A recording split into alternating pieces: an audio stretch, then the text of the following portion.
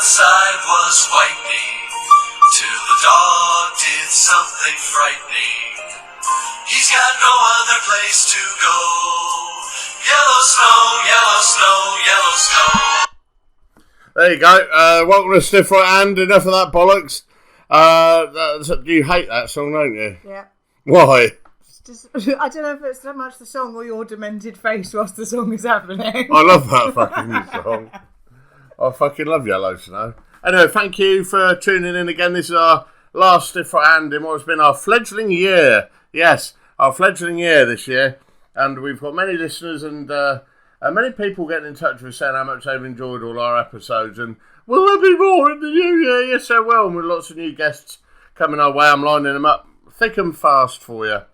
More thick than fast. So there we go.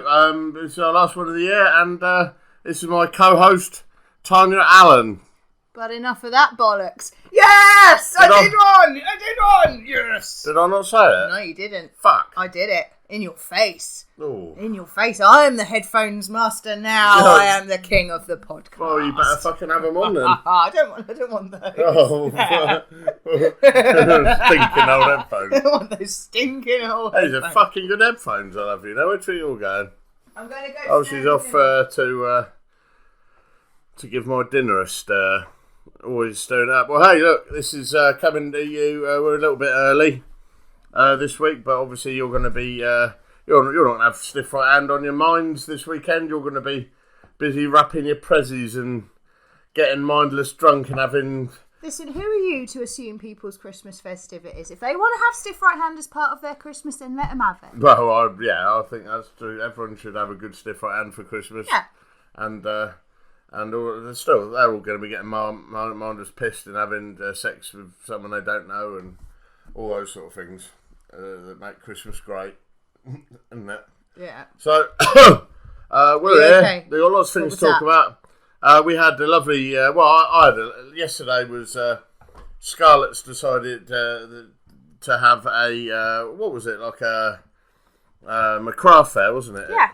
Old ladies' It wasn't Court in like Battle. a craft fair. It was exactly It was an actual craft fair. All right, I was just struggling for words because I'm fucked. But you did that, and I took our Extreme Academy of Wrestling with our good man Dean. Yeah, but we had Father Christmas. You had Father Christmas, and so there you go. Yeah. Father Christmas had a whinge to me. He said, "You've never mentioned me on fucking Stiff Right, and not even once." Oh. That's what he said. He said he's the one who quite. Should we not mention him on this episode? No, because it's kayfabe. I didn't fucking mention him. It was Santa Claus, wasn't it? Yeah, yeah, Father Christmas. Yeah, you Father Christmas fuck. He was the one who came to me and said that I pronounced WAW incorrectly and said war. Yeah, which doesn't even make sense, seeing as it's WAW. It should be like wow. I know. I never thought that. I just always thought it was. Wow. Wow. Wow. Wow. Wow. We've done this last week. It sounded like a BLS intro. Yeah. Wow, wow, wow. Yeah, So, perfect. But yeah, I didn't realise I said it like that. And then Jake P popped up all brave and said, "Yeah, you do say it wrong. Shut up, Jake." Shut up, Jake. You're not Father Christmas. Shut up, Jake. You don't know. Who the fuck? Pew the fuck are you? Who the fuck are Pew? To be telling me how to say a thing. But yeah, so there you go. So you had a good day there, so I took the Extreme Academy of Wrestling with Dean, and I was sad I missed that one actually. so it was you're at the last session with all of our guys and girls at the Extreme Academy of what's been a wonderful 2017 for us. Without blowing around on too hard, we've had two. Beep. That's me blowing our They've horn. had very you're on your own. We had two remarkable shows at our huge new venue in Hastings, and the start of our NEWW Extreme Academy shows. And if it wasn't for my team of guys and girls, I'm not going to name all individually. They're all listening, or at least they fucking well should be, or they go to bed with no supper. Yeah, they're not getting any treats. But they've been an app. Like I said to them yesterday, I said I fucking hate teaching. I'll be honest. My father was a teacher, but he was a sports teacher. He was a golf teacher, and he was wonderful. He had a real good way about him. God rest his soul, and he was great. But I haven't, and I am a good teacher because I've produced some good wrestlers. I never enjoyed it.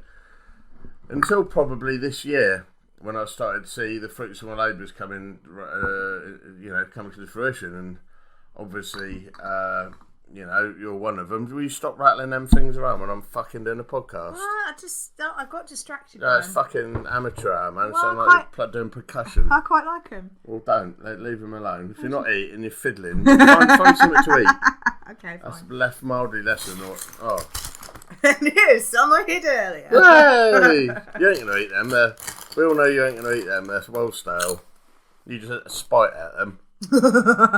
Didn't you? I did spite I them. hope you fucking hate them. I'm going to finish the packet as well. But listen, I'm talking about something fucking important, man. Ah, go on then.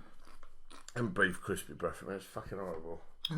But it was great, and like I said, it has been a really good year. Next year, we've got 5 Academy shows, well, 4 potentially 5 Academy shows, as well as our big main shows. And so I said to the guys, I said, I've never really enjoyed teaching. I said, but thanks to you, you've made it thoroughly enjoyable. You're such a lovely, polite, they all look out for one another. They're a lovely, polite group of kids, and they're all tough little fuckers, man. And I do teach them hard, and I give them a hard time, but they're lovely, really, and they all clubbed together and got us 2 big bags of prezzies, and it was I was really touched, man. So I really liked the card. They made us a card with all of them on the front. They moonpigged themselves, didn't they? And made them all reindeers and Father Christmases. Yeah, and I really liked it, and I'm going to treasure that. From their little photo shoot. I shall keep that. I shall treasure that forever and ever. I shall treasure that forever. They're a lovely bunch of kids, and I'll say it keeps me going on, man. They're wonderful. So thank you all. What else do we know? What's been happening? What's been happening in the world? Lots of stuff. There was some snow last week. Oh, I'll tell you what. I was listening to our podcast back from last week, just to check it through after we had been produced by our lovely Jim, who's away in Florida right now. Oh, so he's either ill or he's on holiday or... Well, either way, he's not here in this fucking cold motherfucking country. He's gone to high sunny climes. Well, who the fuck does I'm he paying think him he far is? too much money to do this. But anyway, so I was listening back to it, and I mentioned on there at the time I was wired up, and I said, it'll probably lead to nothing, this sleep apnea test, as it became a whole thing. And sure enough, I did need it, because that morning after, took it back to the hospital and found out that I die about 12 times a night. I stopped breathing for up to a minute, for 8 to 10 times a night. And to all flat lines as well. Yeah, and it explains why I'm waking up feeling so fucking dreadful every day. And she said it doesn't matter if you've been to bed for 3 hours or 15 hours, you'll still get the little amount of, you're still probably getting about 2 hours of sleep a night. So they hooked me up to this fucking enormous machine, which time has made me look like a jet fighter. Yeah, you look like Maverick. He's the one who died, wasn't he? Great. Didn't he hang himself? I don't know. But anyway, it's fucking horrible, because it takes control of your breathing for you, and it takes some time to get used to that, which is why I threw the cunt across the room about 8 times for the first 2-3 nights. Yeah, it was just like that couple of hours of you snoring and tossing and turning and getting up and down has now been replaced with 2 hours of you moaning about the fucking machine. So. Well, you should fucking try wearing a mask in bedtime. I think that you'd enjoy that immensely. Not really. Only if it was a Donald Trump one. No, but I mean, the other alternative, because it doesn't really fit around my nose properly, so the only alternative I've got is the full face mask. I looked at some of them. One of them was like a fucking bee mask. It's like a beekeeper's mask. So the only way that would work is if we had some kinky thing going on where you dress as a bee. Like and a slutty bumblebee. Yeah, and I'm trying to get your honey. Oh, leave my honey alone. I shan't. I'll sting you. Ooh, hot. Sexy bee bedtime action. So that ain't going to happen. So I've got this other thing for the fucking time being. And every time you breathe out, when you breathe in, it fucking sort of gives you a gentle assist. Like, I can breathe better than you. And have one of these. And which is like fucking full on aircon air. So freezing fucking cold jet up your nose and down your throat. It's fucking horrible. So I found out how to warm up the humidifier now. So at least it's room temperature. But it does feel like you're being fucking attacked by a vacuum cleaner. It's fucking hard work. I think I'm getting used to it a bit now. But it ain't pleasant. It'll take a while, won't it? And if you have sleep apnea or like to dress up as a beekeeper to go to bed, get in touch with us via our Facebook page. That is Stiff Right Hand. Well, a lot of our listeners have actually been in touch with me and said that they have. Our listeners have been touching you. They touched me. They touched me on the taint. Oh. And they've all been touching me, and party poppers going off all over my face. Oh no. But yeah. Stiff Right Hand Bukkake mania. Oh. So they, what were we talking about? Sleep apnea. Yeah, a lot of people have been saying, it takes 2 to 3 weeks to get used to. Some people have been saying a month. I'm like, either way, it's fucking miserable. Sleep's one of the few things left in my life that I've got to look forward to. Like eating, wanking. That's about it. Sleeping was another one. That's been fucking kicked up the arse now. If someone fucking outlaws wanking, I might as well kill myself. In other news, tell us about this video that our dear friend Klondike Kate's put today, because I haven't had a chance to listen to it. I come home and saw Jane doing a live video. That's Jane Porter, who's also known as the legendary British women's villain, Helen Boots, Klondike Kate, friend of the show, friend of us. And I saw she'd gone live with a video, which she doesn't do often. What was she talking about? I love Klondike. No, Jane was discussing a thing. Lana Austin's another female worker on the British scene, and she's just sort of like making a name at the minute.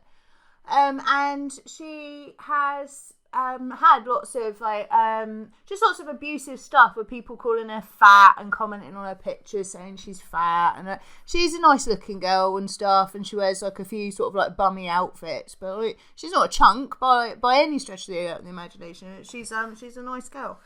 And Jane just sort of weighed in because Lana put up a status about it saying it sort of affected her mental health, and that it's affected her use of her medication, and it's made her feel really like, anxious about the way she looks and stuff. So Jane waded in and just sort of like put a video up, sort of like discussing how this is fucking absolutely out of order for fans to do. But it's sort of worth having. Actually, what I wanted to say first about that was that it's wonderful that Jane stepped into that role.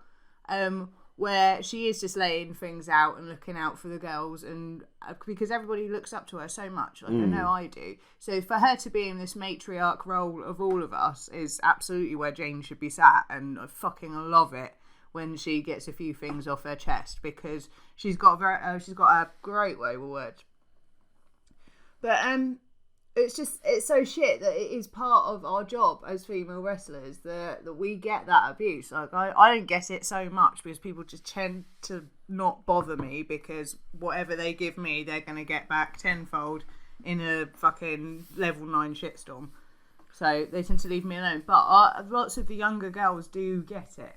And it's just, unfortunately, like Viper did when she did the May Invitational, or just comments. She got about some hateful. I mean, Viper's a lovely, lovely girl. She's a fantastic. She's a good friend wrestler. of ours. I've always had a soft spot for her, just ever since when our dear dog Evo died. She was the first person to contact me and say how sorry she was and how much she always laughed at his pictures and thought he was wonderful. And I always remembered that. Little things like that mean a lot to me. And she's a sweetie, and also she really owns her look, and she's a sexy Scotch lass, and she's got bags of talent, and she's an ace. And when she got called up to WWE, I was thrilled to bits for her. And she got a lot. There was a lot of nasty stuff. And rather than have a whine up about it, she went up there and confronted it to its face, didn't she? Which again proves what a wonderful character she is. And but people are cunts. I mean, I think Lana, from what I've seen, I've said hello to her and give her a hug at the shows and that, but I haven't really had a proper chat with her. From what I can tell, her gimmick and her thing is more of a diva type deal, which is probably going to leave you open to nasty shit. But two things: one, people haven't got the right. Just because they bought a ticket doesn't mean they have to be personal. But two, it means you're doing whatever you're doing right, because I know she plays the role of a villain. Mm-hmm. She's obviously playing that part very fucking well. It doesn't mean people should be such cunts, but she's obviously doing a great job. I just told her that if that happens in future, just to do what I do. Anyone ever calls you fat, just say, well, that's because every time I fuck your dad, he gives me a biscuit. Hey! But it's not even so much at shows. Hey! Like, I won't say what I was going to say. What? How many biscuits have you been given? No, just every time. I don't know. You've actually stolen that from me. Because mine was always every time I fuck your mum, I get a slice of cake. Aww. Which I did use once in Holland. Oh, well done. Yeah, especially as I'd been fucking his mum as well. Oh. Anyway. All the mums fancy you. My mum fancied you. Of course she did. Why are you the pin-up of all the mums? That's my favourite. We digress. Husband's favourite as well. What? You heard. I'm the husband's favourite. Wow, okay, that's... Big gay bears, they all love me. They do, they love me. I don't even know what I was talking about anymore. But we're talking about Lionel Austin. Oh, yeah. I don't think that, like, being at a show and being in that environment is you paid your money and that's it's not okay, but it's more understandable in, like, the heat of the moment. But just to be commenting on someone's fucking Facebook on, like, nice promo pictures that she's put up, like, you don't need to do that. And if that beautiful girl is fat, then, well, you're just like some sad cunt that sits at home in his mum's fucking house wanking off over fucking British wrestlers. So, who's winning? Yeah. I say she obviously does her job well. And so that's that. Like I say, I didn't see what Klondike said to her. But I shall watch it and have a look at it later on. What else do we know? I've had a couple of questions come in today. Were you going to do some questions? Yeah, just a couple of nothing. A couple of questions. Well, 3 questions from one from Luke. 2 questions. Do you have any secret tricks or talents? Secret tricks? Yes, I do, and they're secret. Talents? I suppose so. Yeah, I used to be a journalist, writer. So yeah, I think writing was always one of my specialities and something I thought I wanted to do. I don't really think I have any party tricks though, or secret tricks or talents. You've got a tongue that can scramble eggs. Hey, how about that? I can play the drums. I can play the drums very well. I mean, people will, of course, know this from your very famous Dairy Milk advert. Oh, hilarious. Yeah. It wasn't bad, you just called me a fatso eating too many biscuits. You accused me of eating millions of biscuits. I didn't say millions. I said, how many biscuits have you been given? Well, fucking, I never get given them, I take them. Oh. No, you just like called me a fucking... Viking of biscuits. No, you just called me a monkey who plays the drums. Well, yes, I am. Guilty. All right, well, it says smart ass. What are your secret tricks? You want to disclose them on air? No. No. I retract all banter. What about that thing with that? Oh, no. No, yeah. This is a family show. Family. And what made you get into the undertaker business? The undertaking of undertaking. I used to work for the Blue Cross, who are a wonderful animal welfare charity, rescuing horses, dogs and cats, where I got my beloved Evesy boy from. And got made redundant from there after 11 years and moved down to East Sussex where I live now. And I don't actually fucking know why I decided to throw out my CV to all the undertakers in the area. It was almost like it was a bit of a calling, but I got 2 job interviews at the same time. One was for Sussex Autistic Trust, because I wanted to look after folks on the spectrum. Tell them about that interview. No, it was so sweet, man. It was sweet and really funny. I had an interview. They were opened up by this place was opened up by Bob Hoskins, the old famous actor. His son was there and obviously autistic, and it was a lovely, real plush place.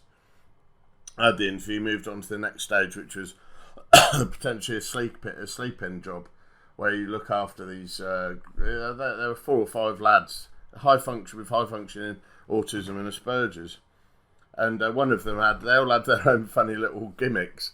Like one was had his shades on and just sat in the corner, and he'd been to a couple of wrestling shows, so he recognised me immediately. And he said, why are you coming to eat? And he could only talk to you if he had his shades on. He said, are you coming here so you can protect us? Because it turned out that they lived in a sort of a rough area of like Norman Road, up Gensing Road there. And they used to get a lot of hassle from people throwing stuff at the window and that. And so I thought it was really sweet. Then another guy came in, really tall, lanky kid, and asked if he was going bowling tonight. And they said, oh no, you're not going bowling, we're taking you bowling next week. And as he turned around, he jumped, he pogoed about 6 foot in the air and went, cunt! And carried on walking. And of course, everyone in the room looked at me, took my response was, obviously my response was, fucking hell! And they said, oh, John's got Tourette's. I said, no kidding. And obviously I was like, fucking hilarious. So whether I'd have got that job or not, I don't know. Then of course the job at Towners came. They contacted me and said, yeah, we'd love you to come in and have an interview. As it turned out, I got both jobs at the same time. Picked the undertaking job, which I've been at. Oh, fuck this cough. Are you okay? Do you want a drink? No, I've got a drink here. Professional. I'll wait till we segue and you get involved. Okay, fine. Until then, listen to my coughs. We're doing. Getting your willy out. Yeah, I was getting my willy out. No, do you know what? I've turned into such a fucking pudding that these jeans are cutting my fanny in half. So. Oh, this is live. Well, never mind. Carry on. Cut my fanny in half. Fucking Christ. It's not the shit snapper, it's the fanny. Well, neither you want cutting off. No, and so I've been doing the undertaking 11 years and love it. It's its ups and downs, but more ups and downs. It's a great job, and I work with great people. I'm very, very lucky, actually. You're really good at your job. Yeah, I think I am really good at my job, and I love my work colleagues dearly. I really genuinely can say it's the only person I've ever worked in my life for. I love all of them. They're a fucking great bunch.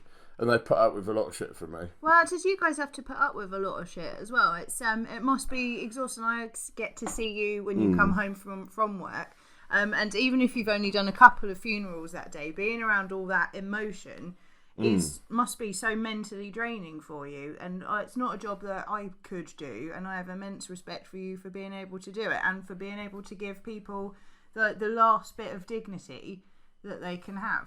Oh, that's very kind, thank you. And no, I mean it. I've always admired that, darling. Oh, that's very kind. As I say, we're very lucky because we get to look after all sorts. I mean, you can't talk too much about sort of client information, really, but we've looked after some very, very well-known people. One of the big ones was one of the guys who was one of the dam busters. And then at his funeral had an incredible fly past and little things like that. It's hard not to get choked up when you see things like that and you think, blimey, you're at the end of someone, you're looking after the end of someone's life who's literally done everything for their country to make sure that we're here now. Christ, if you're not affected by that, you're not human. It's some incredible stuff. So I'm very privileged to do what I do. Well, it's an important job and you do it magnificently. Yeah, I don't think I'd want to do anything else really. The other question's from our boy, the Peck and Play boy, Hakan. Hakan. Oh, hello. Captain Peng. My name is Hakan. Captain Peng. Captain Peng. Oh, I thought I said Captain Peng. No, that's you. That used to be me. Not anymore. It's a good one. This applies to you too, I guess. If you could pick the brain of anyone from the past, dead or alive, the present and the future from the wrestling business, who would it be and what would you ask them? For you both, yeah. Okay, so mine would be, if you're talking wrestling, which I assume you are, if you're not talking wrestling, I'm going to go with Billy Connolly. Yeah. I have a theory about Billy Connolly. Do you want to hear it? We've discussed that on air. We've discussed that. So do you think he's the coming second? Well, the real coming. Yeah, I think that if God exists and he would walk around amongst us as a laugh, right, wearing the costume of a human being. If he's done it for a laugh, he's done it as a real good laugh. Right, he's Billy Connolly for sure, because Billy Connolly, like Louis Theroux, there are two people on this planet that we don't deserve. Like dogs, one is Billy Connolly, one is Louis Theroux. Both of them could be God. I tried to explain that to Louis Theroux. I don't think he understood what I was talking about. I'm sure he understood. So Billy Connolly would be mine. Wrestling-wise, Randy Savage for me, just because I would love to have got behind... Because apparently Randy Savage was the equivalent of a method actor. Very few people... Randy Savage was his on-screen character. They said it was very difficult after a wrestling show when they were at the height of their fame to go to a restaurant or a gym with Randy Savage, because as soon as he'd talk, everyone would look around because they knew that was him. That was his voice. Like, fucking hell, it's Randy Savage. And they'd get mobbed. So, but to have managed to get behind the psyche of Randy Savage and find out...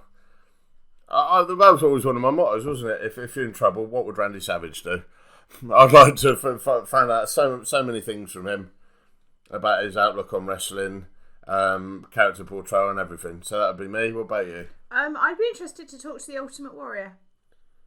Because he had a fucking fantastic mind for the business, and even though it treated him badly for the most part, he had such intensity, clarity. He was massively inspirational, and he just gave back and gave back and gave back, and he always knew what he wanted. So, just for, not even for my career, just as a human being, I would love to have a chat with him. Do you know what else about the Warrior that no one talks about? He was one of probably the greatest businessmen in wrestling. He died young, at the age of 50, I think he was 52, 54.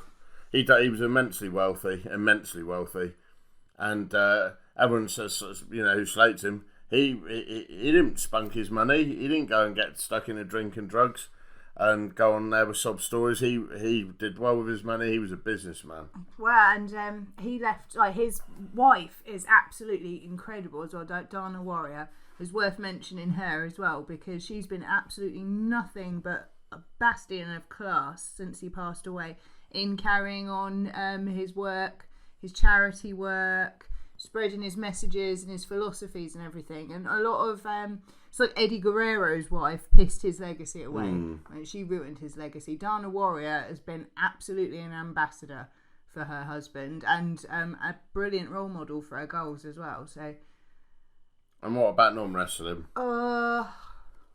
Whose brains would I like to pick in non-wrestling? Margaret Thatcher. Just upset everyone. I don't know, No, I don't know, you know. It's a good question, though. It's a good question. It would require further... Freddie Mercury, Freddie Mercury I've got some questions for. Because he always seemed like a sweetheart, and he seemed really troubled, and he seemed like he needed a really good mate a lot of the time. What a dude. He was, again, performance-wise, nobody just better. Burnt out. Yeah, he really did fuck him, but I think we all know why he burnt out. But what a fucking phenomenon he was. People talk about legends openly. Christ, he was a legend. There will never be another frontman like Freddie Mercury again. We will never in our lifetime see that again. Absolutely incredible.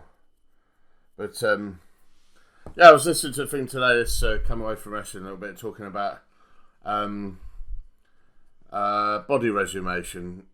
Talking about my job as an undertaker. Saying about there's a new process that crematoriums are going to be carrying out in the UK in probably a couple of years' time, which is liquification. So no longer burning and ashes that go into the ground and things like that. 'Cause they're saying that so many bodies are going into the ground now. There's bodies upon bodies. A lot of those bodies are filled with formaldehyde, which is embalming fluid. And it's fucking our ecosystem up. So now this liquefaction, so the Glasgow-based company has installed its first commercial alkaline hydrolysis unit at a Florida funeral home. This was several years ago now. So the unit is billed as a green alternative to cremation and works by dissolving the body in heated alkaline water. Basically, it was installed, and the mercury from the amalgam vaporizes in the crematorium, and it goes airborne, so like steam. So now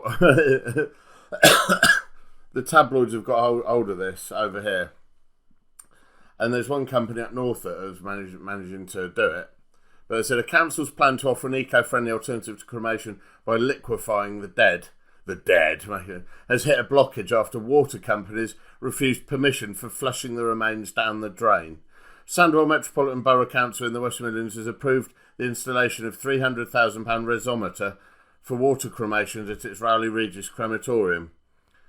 So basically, they haven't fucking done their research properly, and they're panicking now. And members of the public And I said, oh, bodies are going to be in our water system. We're going to be drinking grandma.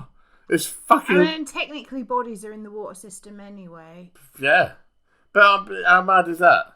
And also, how processed does it have to be before it is allowed to be fucking drinking water? And no one's flushing, and no one's flushing this shit either. This is steam. Quick, pour Margaret down the toilet. So that's my mother. Oh, so we're going to be we're going to be breathing them in instead if they're steam. It's steam. Steam is just fucking.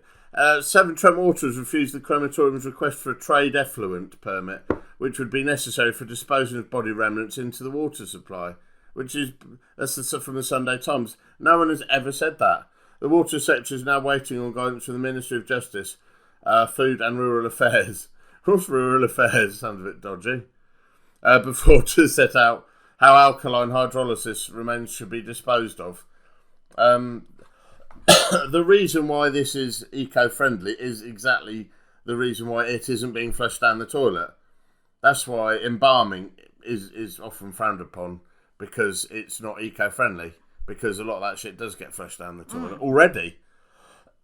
So you want to worry about that? It's going to be in our water and the children are going to drink the water. Yeah, and that's not fucking liquefied bodies. That's fucking internal stuff. That's internal. That's your organs and shit. That gets flushed. A lot of that gets flushed down the toilet. Poo gets flushed down the toilet.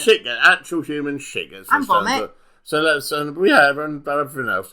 So let's... and wee-wees. but how ludicrous. And again, you got that prick Jeremy Vine on Radio 2, demonising funeral homes. Oh, this is unacceptable. No, undertakers and funeral directors and crematoriums around the world are actually trying to make this very difficult process quick, clean and easy for everyone and the environment, which has got to be a good thing, isn't it? Right. Wouldn't be a thing if it wasn't okay. No. What else? Oh, what about fucking earlier, that thing we were talking about, hidden vegetables? Hidden vegetables. Go on then. Well, hidden vegetables... Let's do it. No, you're funny all of a sudden you're quick to talk over me here. Oh, shut him up. Don't let him talk about the hidden vegetables. No, I didn't mean that. I didn't mean that. Oh, I see. I didn't mean that. I see. Do you mean they're hidden in my vajayjay? Yeah, oh yeah. Is that what you mean? There's not so much hidden. Forced in. I was forced in at vegetable rape. That's awful. Oh, vegged you right up, love. No. Vegged you. You end up with a cauliflower vagina. Hey! Pretty much all of my material you steal, you don't you? Don't have any material. Oh, of course not. Just a bear with headphones on. You have material. I've got a podcast. What? This is all Who mine. are you? What is this? You shut your you turtle. Hidden vegetables. Yeah, right. Finding an we were in fucking. We were at the supermarket, and what was it? It was Dolmio, wasn't it? It was Dolmio. Other pasta sauces are available. Dolmio was there, and it said with hidden vegetables, and I laughed, and I was like, "The fuck's hidden crouching tiger hidden vegetables? What the fuck? Celery style. Yeah, what the fuck, hidden vegetables?" And then Tom said, "Oh, it's so you can give it to the kids."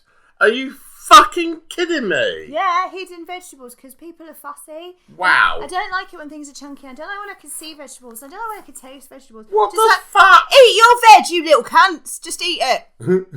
eat your veg. I swear to God. Well, that was more angry than it needed to be. They need to have broccoli punched into their faces. But seriously, the hidden fucking vegetables. But the thing is, people are buying it. Otherwise it wouldn't exist. But is that the reason why it's hidden? Yes. It's not some gimmick? No. Not like, sort of, say, smooth peanut butter? No, because it would have been smooth. It would have been smooth pasta sauce, wouldn't it? I'd have thought smooth so. Vegetable. Yeah, but it's not. But hidden vegetable is so that there's no vegetable pieces in it, Jesus. so that you can sneak vegetables. For the love of fucking God. Into dinner. And I would also fucking point out that if you're that worried about your kids eating healthy and hiding vegetables in their food, maybe giving them a jar of Dolmio fucking pasta sauce where half of it is sugar isn't the way to go about it. But that's none of my business. Yeah, what the fuck are parents these days? They're utter cunts. Honestly. Yep. Absolute bellends. Fucking, you should be, if you're listening and you bought your kids fucking Dolmio, with hidden vegetables, fuck you. Fuck you, seriously. Well, fuck also you. just learn to cook, because a tomato ragu is the easiest fucking thing to make in the world. I'd love and to. really healthy. Sometimes I'd love to reach through this microphone and punch people in the throat while I've had hidden Yeah. vegetables. Do you know who buys Domino pasta sauce with fucking hidden vegetables? Susan. But fucking Dan Reed does as well. Fucking fuck you, Susan. Fucking cunt. Right. Oh, God. Fucking honestly, the hidden vegetable thing was just beyond belief. That's made you really angry, hasn't it? Just unbelievable. I'll go out of my way to find huge vegetables because I don't want them hidden. I want the biggest, chunkiest mushrooms. Yeah, that's what you got for your dinner. I saw the panic flicker across your eyes there when I said that. Oh, God, I don't like this story. Marrow all over again. Oh, no. It's the Vaseline up marrow. Right. Next. Back to wrestling again. This episode has not been edited at all. We're doing it all live, aren't we? We're doing it all live and fucking large and in charge. We're flying through this shit, man. We're doing it. I thought this was quite a sad thing, what happened a couple of nights ago. Former WWE wrestler Justin Credible caused quite a scene last night in Connecticut as he attempted to hijack a wrestling show while allegedly under the influence. I don't think there was any allegedly under it. It was quite clearly under the influence. It all went down during Blitzkrieg Pros event in Enfield on Friday night after Credible rolled into the ring and began to stumble around demanding a microphone. Wrestlers then can be heard asking each other, "Is this a shoot?" The next few minutes are filled with the roster staff asking Justin to leave the ring, which he refused to do, and eventually leading to the promoter getting involved. The promoter says, "You were my hero growing up.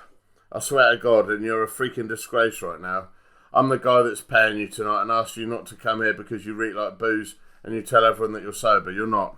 And all these people paid to see you and you're in there glossed over, stumbling everywhere. Get out."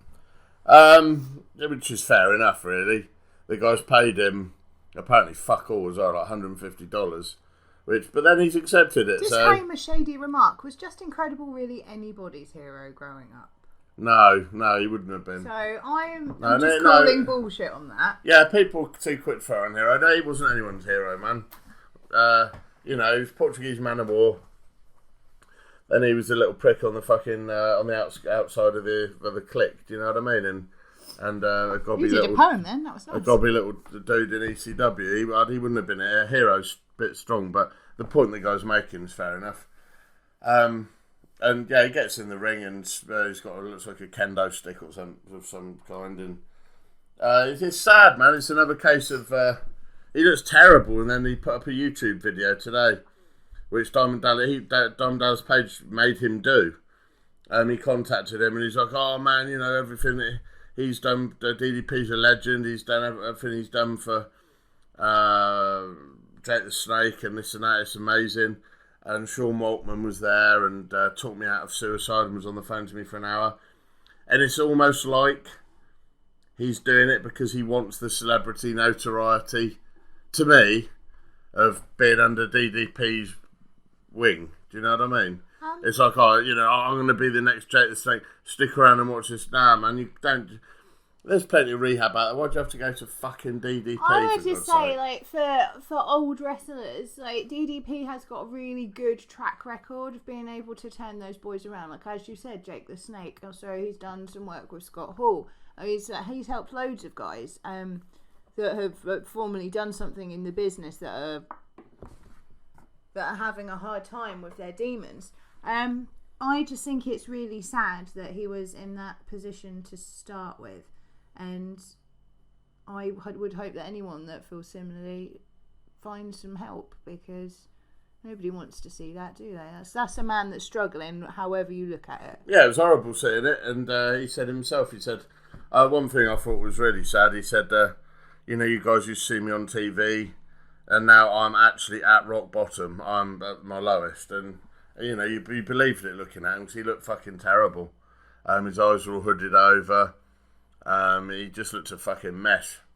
And yeah, he was a talented wrestler and a good worker back in the day, but it's fucking sad to see the decline he's in now. And I hope he does get the help. I can't help but think that DDP's becoming like a bit like the Priory, though. Do you know what I mean? It's a bit like let's go there because of the notoriety of being at the Priory. There's rehab all over the fucking place. Why do you need to go to the Priory? Oh, because the celebs go there.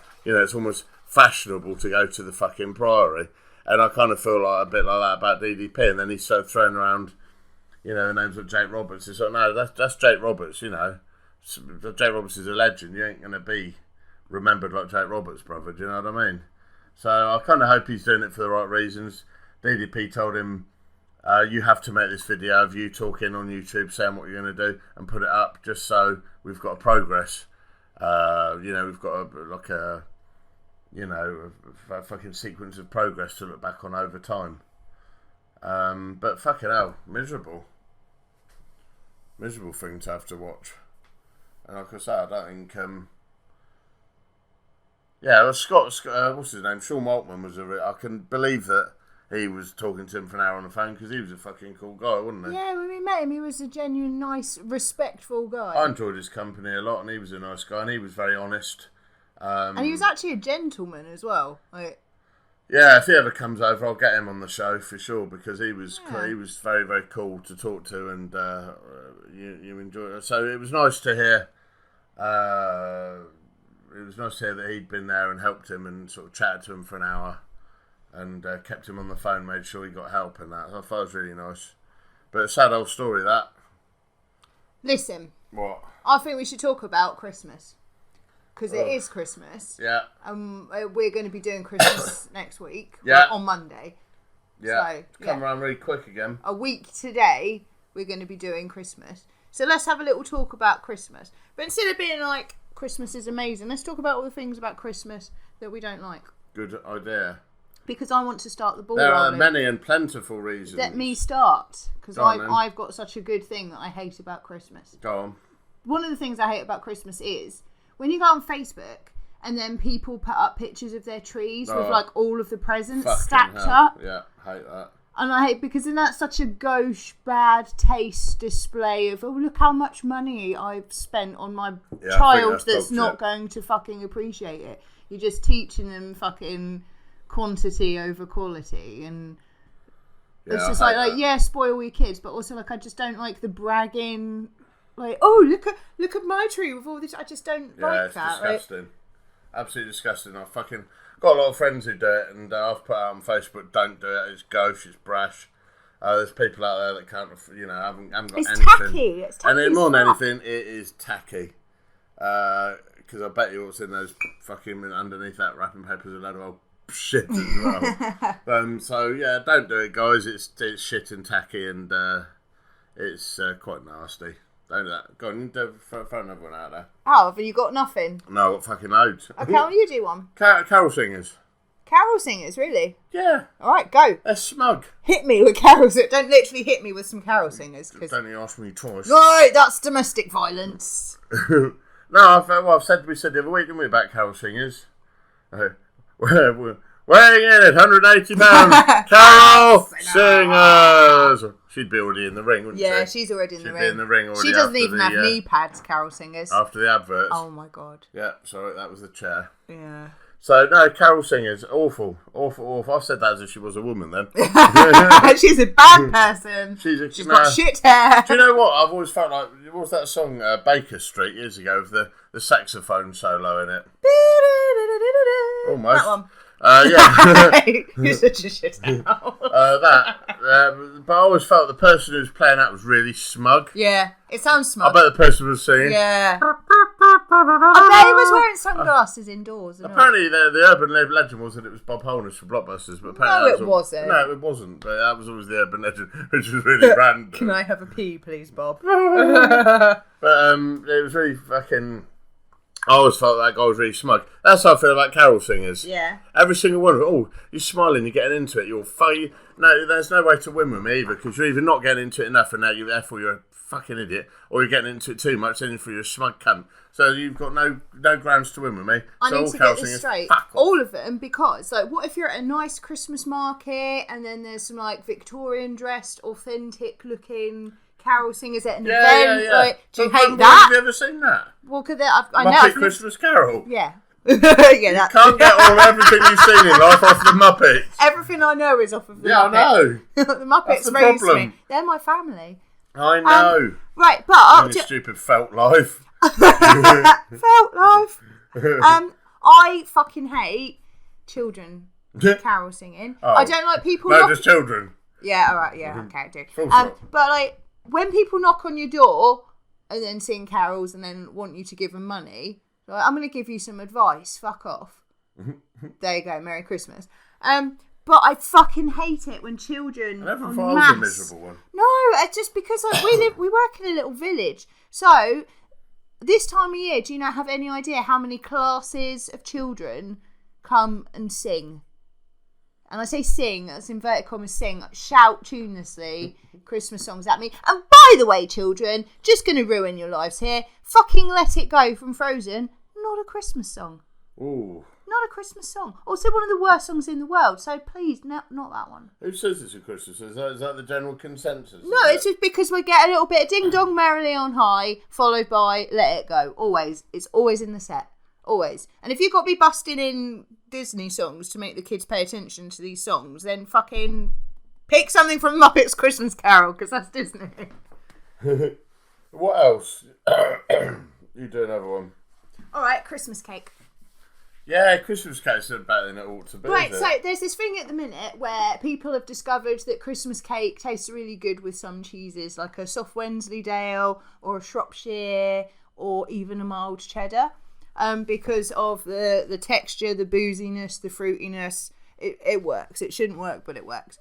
But Christmas cake is just the worst tasting piece, and not because I can't bake before any smart cunt makes a remark, because this is my lifeblood. No. It is just disgusting. So, what can we do with this foul, treacly, fruity, brandy cake to make it taste more disgusting? Do you know what we're going to do? Marzipan it. Yeah. Not nice marzipan, not authentic, beautiful German marzipan that's made with like lovely almond paste. No, that shit that tastes like Di Serrano that you get from fucking Taste. All with that. Disgusting. And then, what are you going to do to make those two things taste even fucking worse? 3 layers of fucking pastelage or royal icing. The nastiest, hardest, rock hard, disgusting, fucking tasteless sugar bastard of icing. 1970s wedding cake it's icing. It's disgusting. It's horrible. And I'm sorry, whoever's keeping this tradition alive, don't. Do you know which marzipan is fucking delicious, by the way? Which is, well, you'd love it, is Norwegian marzipan. Yeah, I can which believe Jane, that. From our office in Battle. Oh, I've had some of her marzipan. I hate marzipan, but Norwegian marzipan is soft and got a slightly chewy substance. It's fucking yes, because stunning. there's like proper almond paste to make it. Yeah, it's really lovely. It's not like the fucking horrible shit. The shit that we have over here is disgusting. Christmas puddings, banging, because that's a completely different thing, different recipe, Christmas different pudding, you technique. can throw a load of cream over it, a load of brandy, Custard, butter, fucking blah, blah, blah. boom. Yeah. Delicious. You can have ice cream with Set it, lovely. fire to it. Amazing. Do whatever you right? want. Christmas cake, however, fuck that off. Like, Yeah. sorry, who like have a nice chocolate fudge cake with like clementine in it or something, or clementine, or like, just like gingerbread, or like just the spiced cardamom and chai. Or there's loads of things you could have for a Christmas cake instead of that fucking bullshit, and I hate it. Yeah, I agree with you there. And I ain't making it. Yeah, I agree.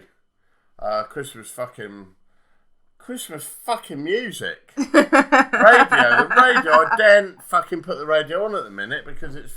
Oh, how many times are you going to... I bet Noddy Holder, I bet if he's getting royalties off... It's Christmas! Shut the fuck Your up! face was terrifying. God, do that again.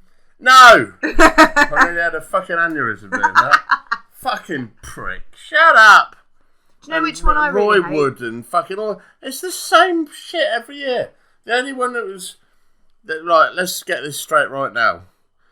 Willis. Willis. The power of... What? I was having this argument with The Nicholas Power of Love. Willis. Yeah, The Power of Love, Frank Ocean Hollywood is a Christmas song and is the best Christmas It's like song. when people say Die Hard isn't a Christmas film. Yes, it fucking is. It is. I can understand why people don't like the Pogues and Kirsty MacColl. I'm afraid I do a bit like it. But because there's the line where he calls her an old slut on junk. That's why you like it, isn't it? Yeah, a bit. No, The Power of Love by Frankie O'Toole, there's always memories of me, of my dad playing it on his vinyl and playing it in his car, and wonderful memories. It's one of my dad's favourite songs, and it's just a fucking power song, man. What a great song that is. So there's no need to be playing fucking Roy Wood and Slade. I know they're classics and the fucking Canting Wombles. There you go, Fat. I said, don't have the fucking Wombles after all. He loves them so much. But there's so much more out there. Even, I'll tell you what was a really good Christmas song. The one, and I didn't like the band either. I thought he was a prick. The Darkness. Yeah. Their Christmas song. That's a great Christmas song. Showing joy and surprise at feigning joy and surprise at the present you despise. Brilliant. What a lyric. Don't be a bell end or something like that. Yeah, it's a great fucking song. Great Christmas song. There's more out there than fucking Roy Wood and Noddy Older. So there you go. I'm going to weigh in on this one. There's one new Christmas song which is fucking loathsome to my ears. Oh. And it's that Seal one where you don't know what she's saying. Christmas. Yeah, good job, love. Sounds like Vic Reeves. A bit Elton John. It's like clubbing style, singing the fucking Christmas song. Got a mouthful of fucking Christmas cake, and that's what that song sounds like. She said a mouthful of cock and balls. I heard that song the other day, and it sounded like someone had fired one down the back of her neck and made her sing. I think she should be sent to prison for that. Sent to prison. Yeah. So, I think... no, we've brought everyone down here with this. They might listen to this on Christmas Eve and I think, I don't want to do it now. It's all shit. Stu and Tarnya were right. We've ruined Christmas at last. Yes! All yes! Right. So... One last one, then you're allowed. I'm going to have one last one. Before we sign off. Well, I've got other things, so we're not signing off just yet, so let me tell you. Oh, go on then. I fucking hate when you don't wear the stupid Christmas hat at Christmas dinner. Well, there's a reason for that. My fucking head's too big. All right, I thought your head's too big. Make bigger. Look, listen. Whoever is the stupid prick that makes the, because it's the same. Hey, I spent ages on those hats. No, there is obviously cracker hats. No, listen. There's obviously no Giacomo for fucking Christmas crackers because there's the same size, and it has been thus for every year. Because I stopped being able to wear Christmas paper shitty hats. I wonder if the Queen wears one at Christmas. I hope she does. Everyone's being me at Christmas. But I've stopped. I had to stop wearing those things from the age of 15. And that's because my head's got stretched right out. Get me a handkerchief. I'm going to blow my snout. Oh my god. But this told you to survive. But I cannot fucking abide being told to wear those stupid things. And then I always end up having the second part of my Christmas lunch with a bit of a fucking headache because you forced me into wearing one. And it hurts. Well, just tear it a little bit. I do. Well, you always do that as well. You always do a little tearing. Oh, there you go. That's made it better. No, it hasn't. It's better when it's off. You're a poor sport, Alan. That's what it is. Do you know, I don't like luxury crackers. I want a really shit thing in the cracker. I don't want like this is a nice pen. Like, I want those tiny little screwdrivers that you think are going to be useful, but then you don't use all year. I want a tape measure. Have you ever used anything out of a... That's what. Oh no! Do you know what I used to use all the time that you got out of cracker? Was those fortune? No, it was those fortune-telling fish. That was a good bit of kit. That was like if its head went up, then you were angry. Yeah, but if its bum went up, you use that for everyday fortune telling. Yeah, just like answering any of my what am I going to like? If the nose goes up, I'm going to have Chinese. Bum goes up, Indian. Up on him. No, I'm interested. Right. I'm interested in takeaway choice fish. That's the system, isn't it? What we need to do is fucking get you all right. Do you want a tincture or a syrup? What? For your cough, for your ailments. A tincture? A tincture. Haven't you heard that? Don't fucking say that again. Now? Yeah. I think we need to get on to Dragon's Den with cracker hats for big heads. And dinner deciding fortune-telling fish. Yeah, can we have the John Merrick Christmas hats, please? The John Merrick collection for those with a fucking potato-shaped head. That'd be good. Oh, that was the thing about what happened as well. Let's talk about current affairs. Twitter went into fucking lift-off last night because The Apprentice. Oh, yeah. For the first time ever. Spoiler alert, 2 people won. Yeah. And everyone went mental and said I'm not watching it anymore. What's the point in it? I liked it. I thought it was great. I thought it was awesome. Yeah. And also, why can't he's Alan Sugar? Of course he can fucking Yeah, but it doesn't mean, it wasn't the same. Like, even one of my bosses at work was like, oh, shit. Oh, Duncan, who religiously watched it. Great. Oh, I thought it was fucking awesome. Let me tell you what was shit about it, was that Sarah... What if 1 year he did it the other way? No, neither of you. That would be amazing. That would be the best telly of all time. Yeah. Like that'd be amazing. So there you go. That could be even better. But so let me tell you what was actually shit about it, was that Sarah called her fucking company Sweeties, which sounds like a cleaning thing. Yeah, doo-doo chesties. Arsies. Right, instead of calling her Sweetie Company Lord Sugar. Yeah. There you go. I'll have a £250,000 investment now, Mr. Sugar. I think that I should probably do it next year. Well, I do as well. You should, and I told you I think you should. I can ask that Ricky Spanish for some advice. Well, there you go. He's a fucking, I mean, he's only won it, isn't he? So. Dear old Ricky Martin. Yeah. Bless your soul, Ricky Martin. We always pop large when you come on the TV. Yeah. It was like, oh, it's not Ricky. Yeah. There he is, all grown up, doing a business. Lovely, handsome boy. Yeah, being all clean and well presented and using nice manners. He's great for TV. He looks well. He's intelligent. He's. Little do they know that he's one of us. Fighting in pants. He used to talk about it all the time, but he's probably one of the best wrestling exports to TV that there's ever been. Really, I think he's fucking turning over millions now, so good on you, son. Yeah. What else before we say? You said you got other things you want to discuss. Well, I want to do a skit about next year, really. It's not a skit. Well, it's not a skit. I want to have a little discussion, because we're nearing the end of the year, right? Yeah. And I think we should leave some things in last year. And some things should just remain in 2017. And we should just move on without them. Like what? Well... This podcast? This podcast. Oh. No. I love this podcast. Don't be sad. It's coming with us. Are you hungry? Yeah, well, come on. Leave some... Go on. Well, so for example, one thing I would like to see none of next year is when Fatbirds put their Slimming World dinners on Facebook with that little black bar with that little black bar with yes it is. Is it? Okay. With the little caption on it, which is like, oh, sin-free beef stroganoff. It looks like the cat's just formed up on your plate, mate. So honestly, I'd rather not be on that diet and eat delicious food. I don't have any of that shit on my fucking friend.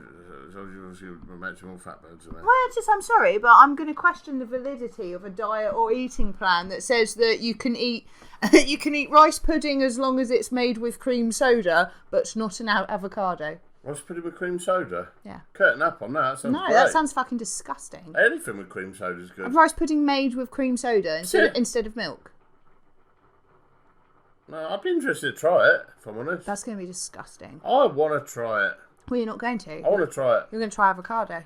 Fuck avocado. I'm going to volley any avocado I'm going to kick it through the window. No, there's some in the room right now. Where? I'm not telling you. Fucking good. So, fucking I'll stamp on it. But I hate that. Just if you're going to take a picture of your dinner, at least do a good dinner. Stop being on shit diets. And by the way, while I'm on the fucking subject of shit diets, if you're one of those women that sell Herbalife pills in January and use the hashtag bossbabe or shitty fucking dietary supplements, I fucking see you and I think you're a cunt. I see you and I raise you cocaine or ephedrine. There's your diet supplement. Hashtag drug babe. Yeah. Dear old Greg Stockwell, our old student and friend of the show, he's recommended me a wonderful thing recently, and that was custard. Double custard. Oh no! I had double pneumonia. Do you remember my mum really pissed me off, and I got fucking pneumonia, and then she said, "Well, yes, of course. When I was your age, I had double pneumonia." I said, "Oh, fuck off." Trying to fucking one up my illness, you prick. And my head was on fire. And then, yes, and I did everything better than you. I had double pneumonia. Fucking double pneumonia. What the fuck are you talking about? Anyway, back to the point.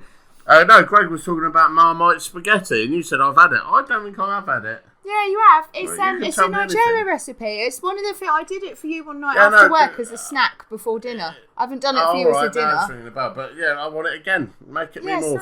No, I've made you actual spaghetti. I've made you spaghetti bolognese with red wine, chunky mushrooms, and parmesan cheese. Yes, So, but I also want Marmite spaghetti. with no hidden vegetables and No hidden vegetables. and just in not case. dolmio. No, just in case I accidentally sniff a bit of broccoli and. Well, there's no place for broccoli in a spaghetti bolognese. It's madness. The It fact. is madness. Well, there you go. We've done well. We've hit the hour mark now. Can you Adam and Eve it? Yeah. This is our week without our producer. So Liam, he's too much. Who? Who is he? You know that little Burke who lives. That old pile of washing That that little comes pile of to washing life. that comes down and smokes his electric fags and fucking helps us with our shows and he's That boy's an idiot, let me tell you. he's a lovely lad, really. What do you want to leave in this year, mister? What should we leave My trousers behind? that I ripped at work today. Oh yeah, tell him about that. Not really. Well, no, nothing other than I was at a burial and there's a lot of people there, very well-to-do, rich family. I think they were to do with the Guinness Empire, in fact. And whilst they were in the coffin, I bent down to pick up the webbing and split my trousers from arsehole to breakfast time with a loud, what sounded like, dearly beloved. I was like, fuck! And I kind of caught eyes with the widows. the bereaved widow, and she sort of did a little laugh. And I thought, oh, I'm going to be discussed around dinner tables this evening. That story's going to live on in that family forever. Good. And do you know the worst thing was? Were you wearing a pant? No. So I would like to. I had a gust of cold fucking wind all day at my taint nars. Well, that's it. Taint nars, Oh. baby. But yeah, it was fucking freezing. It was quite nice, I'll be honest. Having a little gust of wind up my balls. Sometimes you got to. Literally, my nuts Bum dropped. away. It's lucky I had a long trench coat on because I felt my nuts drop out of my trousers. Boy. So I propose that Like we a start flashy a fucking Newton's GoFundMe. cradle. A GoFundMe via the Facebook page to get you a pant.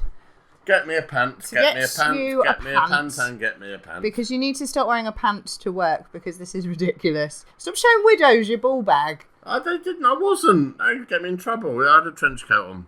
Listen, That makes it sound worse. enough of that. Silence! I want to thank everyone who's listened in this year because that's our last episode of the year. So thank you to you. Thank you to you. And thank you to Liam. And thank you to Jim from The Rock Show for producing all this. He's a wonderful, wonderful man. Thank you to all my wonderful guests and everyone who's helped out. And Let's say thank you to Santa. nah. More importantly, thank you to all of you listening. Yeah. And I hope you do have a Is this... No. very Merry Christmas. And I had to put this on. Oh, no, this is harrowing. You the new butler? Well, it's been a long time since I've been the new anything. This is one of the most miserable things I could find. It's changing. Yeah, it does that a lot, doesn't it? That's a great Christmas jumper you're wearing there, Bing. Oh, fucking hell, Bing. Do you fancy me sucking your dick? Pa-ra-pa-bumpa, I've brought these gifts for you. Come on in. They're up in my bum. Well, distantly, Oh, you're not the poor relation from America, right? Yeah, news sure travels fast. Some cracking bants they had. Pleased to meet you. Christmas bant. Well, right Bants with Bing and Bowie is what the song should have been called. Good. What kind of singing? Well, mostly the contemporary stuff. Do you like modern music? Oh, I think it's marvelous. Some of it really fine. They're milking it, aren't they? You ever listen to any of the older fellas? Do you reckon they banged each other after this like they did with Jagger? John Lennon? Yeah, probably. Oh, God, that Jagger thing. Bing Crosby's wrinkled old arsehole all opened up for Bowie to be slipping in. None of us is these days. In fact, I've got a 6-year-old son, and he really gets excited around the Christmas holiday thing. Do you go in for any of the traditional things in the boy household Christmas time? Oh, yeah, most of them, really. Presents, tree, decorations. Those are traditional. Oh, fuck it. I've had quite enough of this. I fucking want to slash my wrists. Anyway, thanks ever so much for listening. This has been Stiffer, and I'm the Dominator, Stu Allen. She's been Tarnish Allen. Oh. And How dare you. a Merry Christmas and Happy New Year to you all. Don't go mad, will you? Love you! Merry Christmas!